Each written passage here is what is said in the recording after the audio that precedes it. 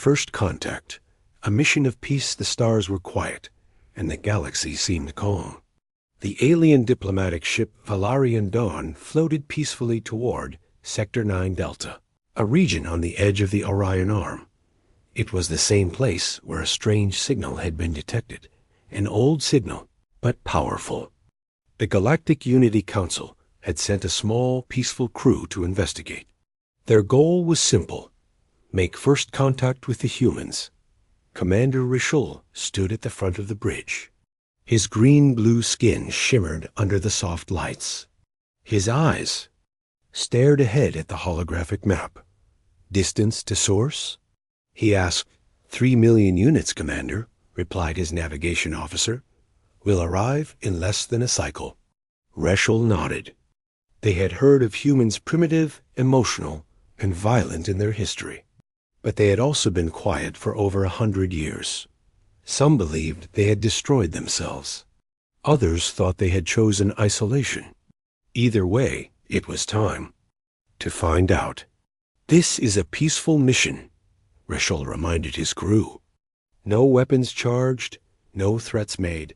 We come with open hands. The crew nodded. Their ship, though advanced, was unarmed. It was built for communication, diplomacy, and cultural exchange. Not war. As they entered the sector, the signal became stronger, but something was wrong.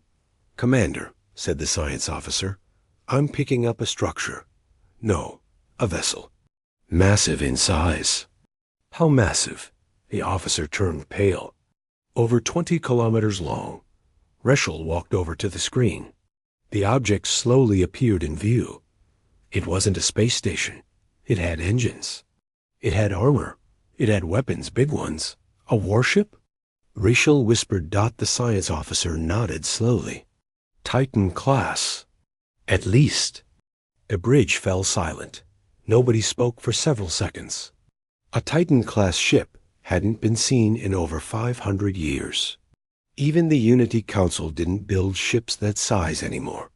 They were not meant for defense. They were made for destruction. But that's human design, whispered Rishul. Primitive metal hull, reinforced layers, no energy shield, and yet it's still online. The ship floated silently in space. No movement. No signs of life. But it didn't feel dead. It felt like it was watching. Open hailing frequencies. Rishul ordered. The comms officer tried once, twice, 3 times. No reply. We're being scanned, the science officer suddenly said. By the Titan? Rishul turned sharply. Shields. Up, wait, no. Hold. We're here for peace. But deep inside, his instincts screamed. Then the lights on the Titan ship blinked. One row of red lights lit up, then another. A low hum filled the space around them. It's powering up, said the engineer. Commander, I think it's waking up. Panic started to grow on the faces of the crew. But Rishul held firm. Maybe it's automatic, he said. Old tech, no need to panic.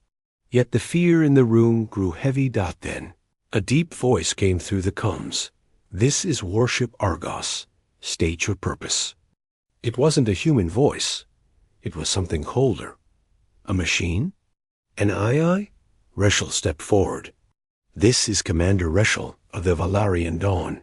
We come in peace, seeking communication and friendship. There was silence. Then the voice returned. Friendship is not required. Leave now, Rishul blinked. We mean no harm. We only seek to understand. You are trespassing, the voice replied. Suddenly, all the weapons on the Titan lit up. The ship had not moved. But every gun, every turret, every missile port was now glowing red. One of the crew gasped. If that ship fires, we're gone in a second. The communication ended. Silence returned. What do we do? The navigator asked. Do we leave? Rishul stared at the screen. The warship looked like a sleeping monster that had just opened one eye. It hadn't attacked, but it had warned them. We came to talk, Rishul said slowly. But maybe we were wrong. Suddenly, the ship's sensors picked up another signal. Double quotes Commander. There's more.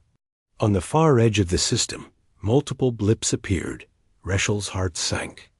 The Titan wasn't alone. Multiple energy signatures. Same design. Smaller, but still massive. More Titan-class ships. Or something worse. The crew was frozen. The mission that began in peace had turned into something else, something dangerous. Rishel gave one final order. Hold position. Do not move. And whatever happens, record everything. The screen zoomed in on the silent Titan-class warship. And in that silence, every crew member felt the same truth. They had awakened something ancient. And it was watching. The alien ship Valerian Dawn hovered in space like a leaf near a sleeping beast. The Titan-class warship, Argos, had returned to silence, but its weapons still glowed red. It hadn't moved, yet it felt alive. Watching.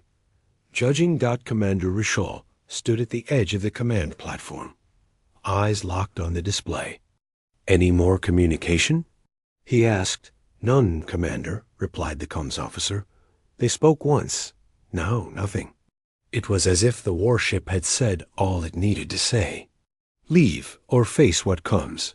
But the alien crew wasn't just curious. They were ordered by the Galactic Unity Council to establish contact, no matter the risk. Retreat would be seen as weakness.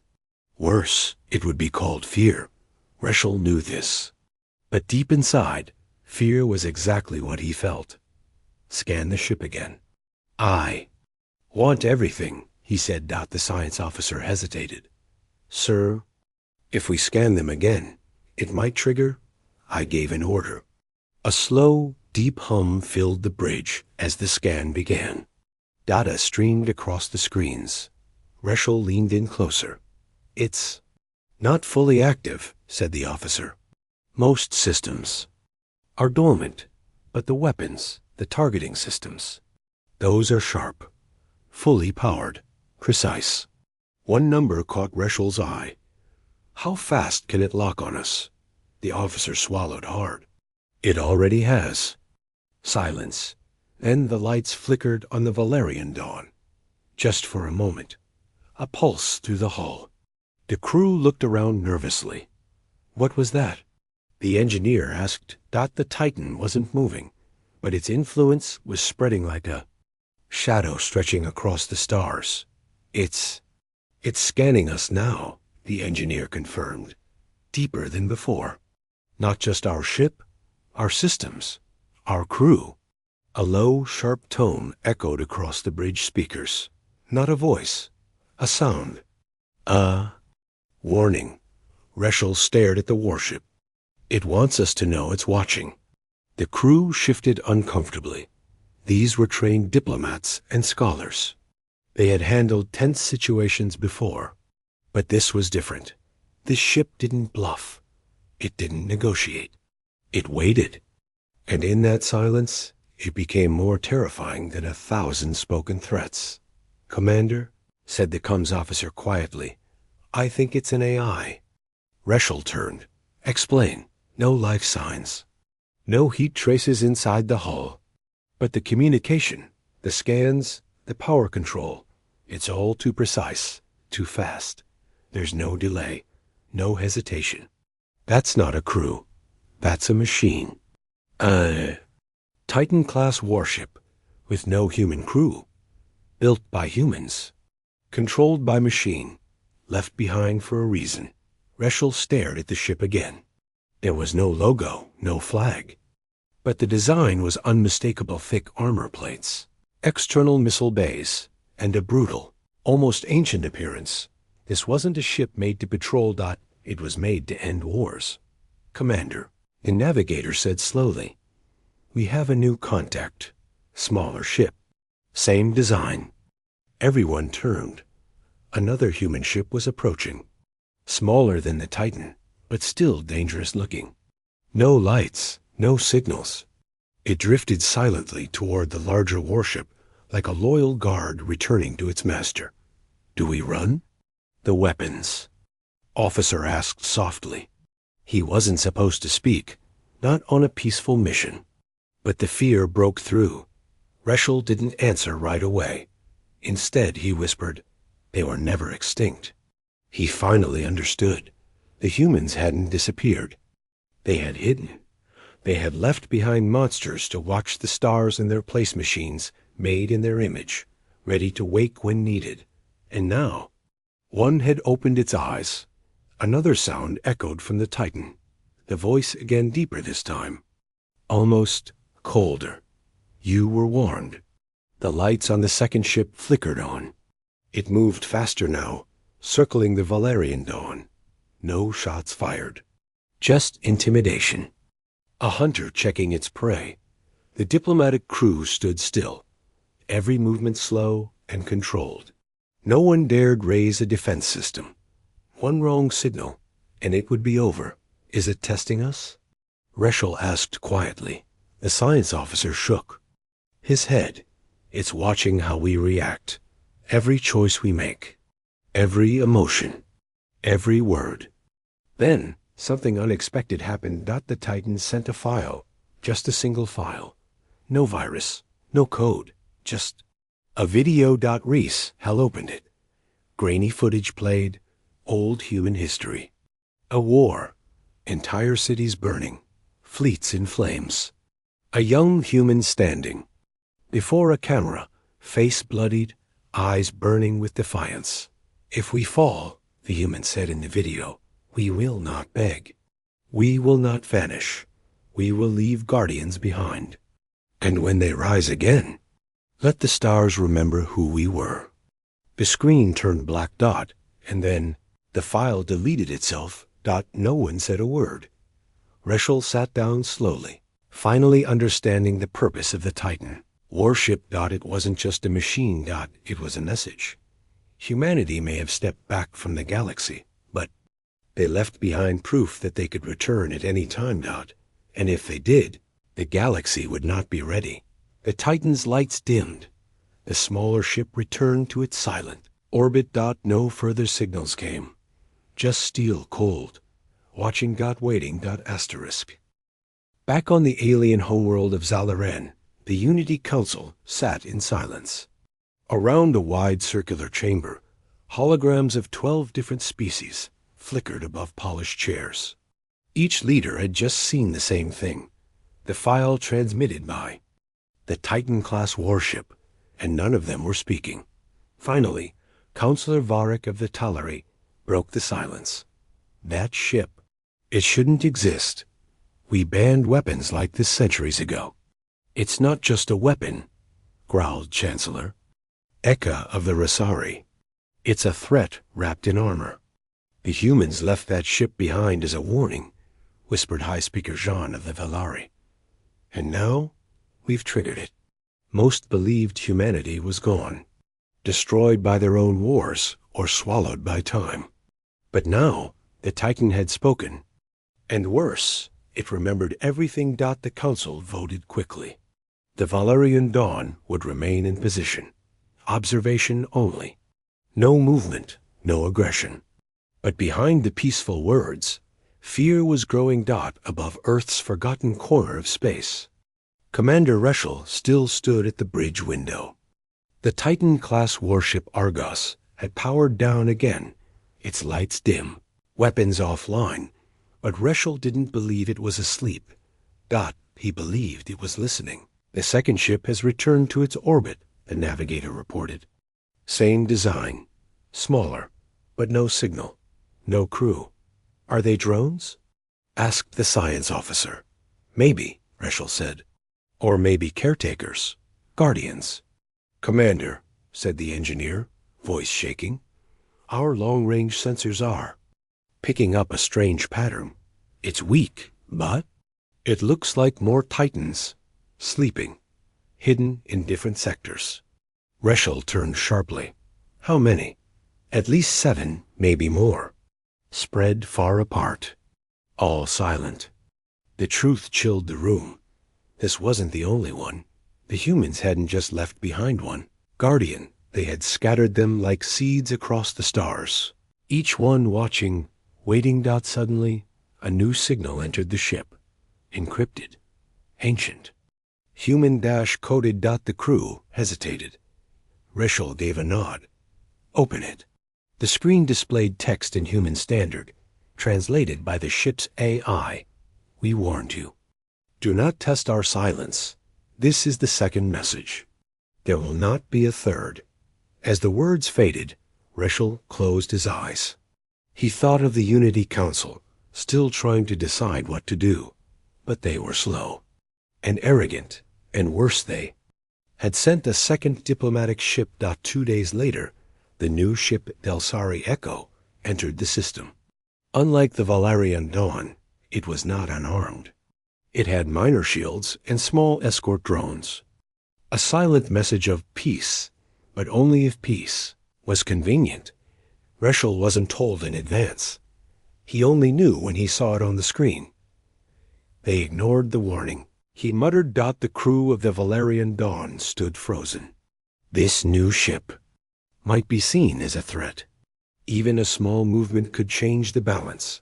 The Titan had not moved yet, but it had spoken. Now it might act. The Delsari Echo began sending signals toward the Titan. They were polite, respectful, but filled with scans and probes and coded attempts to understand. The Titan did not reply. Instead, it began to glow again. Rishal stepped forward. Open a direct channel to the Delsari Echo. Now. The comms officer patched him in. This is Commander Rishal. Withdraw immediately. You are not authorized to engage. The Titan has issued 2 warnings. Do not provoke it. There was a pause. Then a voice replied, calm, professional. Commander, with respect, we've been ordered to make contact. The Council wants data, not fear. You don't understand, Rishal said. This isn't just a ship. It's a memory. It's a trigger. You poke it the wrong way, and it won't just wake up. It will react. But it was too late. The Delsari Echo launched a small drone. Just one unarmed. It floated toward the Titan for a harmless scan. Then everything changed. Single cannon on the Titan's underbelly rotated. Not fast, not in panic. Just a smooth, deliberate motion. And in the blink of an eye, a beam of blue light tore through space. The drone didn't explode. It disintegrated. The Delsari Echo froze. No shots, no signals. Just silence. And the Titan moved just a few meters, but enough. It was alive. It had chosen to act. Commander. Rishal whispered the only words that came to mind. They gave us 2 warnings. That was the third. Alarms echoed across the Unity Council's core servers. Emergency channels lit up. Third message came from the Titan. No threats. Just data. Images of destroyed fleets, wrecked planets, human war footage, the kind the galaxy had forgotten. The final line of the message was short. The Guardians are awake. Asterisk on the cold surface of the Unity Council's archive moon, deep beneath layers of defense, a room hidden from history, flickered to life for the first time in centuries. Only one being had access, Archivist Larocque, the oldest living Vilari, keeper of records not even the Council admitted existed. He stood alone, surrounded by dusty consoles and locked files that hadn't been touched in 500 years. His hands trembled as he activated the sealed vault. Access. Code accepted, the AI said. Warning, you are opening Class Black records. These files are forbidden. I know, Larocque whispered, but the Titans have spoken. The screen blinked to life. Dozens of video logs, documents, and 3D schematics filled the air. At the center. Project ARGOS. It began as a rumor. Then as a failed experiment. Now, the truth returned. In the final years of humanity's rise, they had faced not one, but many threats. Empires rose against them. Machines turned on them. Even stars had been weaponized. And humanity fought back not with numbers, but with fear. They built Titans, each one a floating fortress. Not just warships, but symbols of control. Not meant for politics, not meant for peace. Built to end wars before they began. Only 12 were created. 1 was lost in a sun. 3 were destroyed in rebellion. 8 were hidden. LaRoque opened an ancient message, voice only, recorded in a deep human tone. The galaxy believes we've gone extinct. Let them believe it. We're tired of fighting. But if the stars ever forget who we were, let them wake the Titans. We don't want war, but we remember how to win one. Back in orbit, aboard the Valerian Dawn, Commander Rishel stared at the dark space beyond the Titan. Argos. Since the destruction of the probe, no sound had come. No movement. Just waiting. They're giving us time, he said. For what? His science officer asked. To run? Rishel shook his head. To decide what kind of galaxy we want to live in. The second diplomatic ship, Delsari Echo, had pulled back. They hovered beside Rishel's vessel, now silent, ashamed. We provoked a god, one of the Echo's crew had said earlier, shaken. And it only used a whisper. Back on the archive moon, LaRoque stared at the final sealed file. It had one name, Titan Protocol, Exodus. Inside was a recording from a high human commander, dated 600 years ago. We're tired. We've won too many wars. We've buried too many of our own. So we're leaving.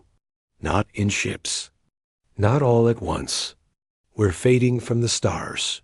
Quietly. Peacefully. But we're not leaving you alone. We've built watchers.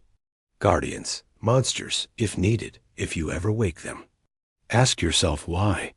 The deeper truth chilled. LaRoque, the Titans weren't just machines. They were a test. A final message to the galaxy. Can you handle peace without power? Or do you only understand fear?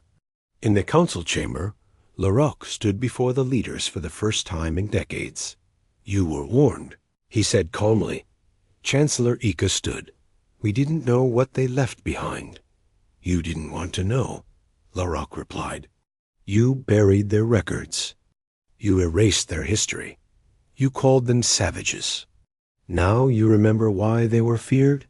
A silence fell over the room. More of these Titans exist, LaRoque continued. Maybe dozens. Maybe hundreds. Each one linked to an ancient human AI. Each one programmed to awaken only if provoked. Are they all active? One counselor asked. LaRoque shook his head. Only one woke up. The others are still sleeping. Then let's destroy it, barked the general. Everyone looked at him in horror. LaRoque only smiled. You think you can kill something that humans themselves feared? Above Sector 9 Delta, the Argos sent one final signal. Not words, not threats, just coordinates. Far-flung corners of space. Planets with no names. Systems off the map. One by one. The coordinates lit up. And so did the signals. Each one sent a simple message. Online. The Titans were not alone anymore. The Argos had awakened its brothers. In his command seat. Rishel whispered, They're all waking up. His ship shook. Slightly, not from movement, but from the weight of what had begun. We've triggered something bigger than a war, said the science officer. Rishel nodded slowly. We've triggered remembrance. Asterisk. Silence had become the galaxy's most dangerous sound. After the Argos sent the final coordinates, a deep fear spread across every star nation. At first, they hoped it was a bluff, just a relic waking up, sending random data. But then, signals came back. One by one, old human warships across distant sectors responded, each with a single word. Online. 12 Titan-class ships had been built. 8 were missing. Now 7 were awake. No shots fired. No threats. No speeches. Just presence. And that was enough to make entire fleets pause. Leaders rethink and diplomats panic. Commander Rachel sat in his chair aboard the Valerian Dawn, surrounded by a crew that barely whispered anymore. Even the humming of the ship's systems felt too loud now. The Argos had returned to stillness, but everyone knew it was watching. The second diplomatic ship, Delsari Echo, had drifted far back, out of the Titan's firing range. Their mistake had nearly triggered an attack. Their silence now was guilt. "Commander," the comms officer said quietly, "the Council has sent a new transmission." Rishal nodded. "Put it through." The hologram of Chancellor Ika appeared. Her face looked tired. Behind her stood several military generals and political figures. "Commander Rishal," she began, "we appreciate your patience." That word didn't feel right anymore. Patience was what you had while waiting in line. This was more like standing still in front of a sleeping god. "The Council has voted," Ika continued. "We believe a strong but careful response is necessary." Rishal narrowed his eyes. "Meaning what?" She didn't answer directly. Instead, one of the generals stepped forward. "We are dispatching a fleet." The entire bridge fell silent. "You can't be serious," Rishal said. "You're sending warships toward a Titan?" "We are sending a show of strength," the general said. "1 dreadnought, 3 cruisers. They will not fire unless provoked." "Provoked?" Rishal echoed. "Do you understand what provoked means to a Titan? You send ships like that near Argos, and you won't get a second warning." "We've faced powerful enemies before," the general replied coldly. Rishal leaned forward. "You've never faced a machine designed to end wars before they begin." But the connection cut. 3 hours later, the human-made Titan Argos began to turn slowly with precision no alarms no sudden threat It simply rotated in space until its massive front aligned with the incoming fleet. The dreadnought Zarek Prime arrived. First, gleaming with the latest tech from the Unity Navy. It was one of the most powerful ships in the galaxy. But compared to the Argos, it looked like a child's toy parked beside a mountain from the bridge of the Valerian Dawn. The crew watched in total silence. Did they even know what they're walking into? The navigator whispered. Rishal didn't answer. He just stared at the blinking red lights appearing on his tactical screen. The Argos had locked all 4 incoming ships in its targeting array. Still, no shots no words. On the dreadnought's bridge, Captain Farron of the Zarek Prime stood tall, unaware of how close to death he truly was. He tapped the armrest of his chair. "Scan the Titan. I want weak points. We won't fire unless attacked, but we should be ready." His officers obeyed, and that's when the mistake happened. A low-level probe was launched, automatically as part of their scan. It was small, unarmed.